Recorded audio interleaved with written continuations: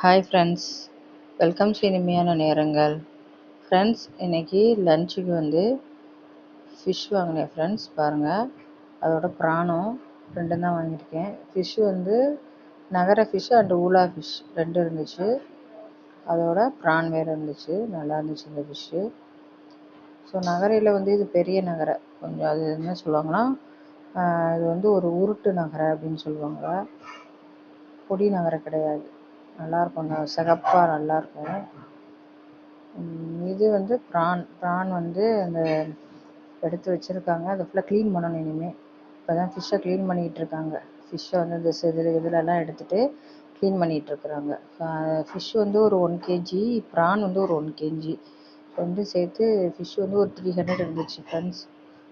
PRAN வந்து ஒரு 500, மொத்தம் 800 வந்துச்சு.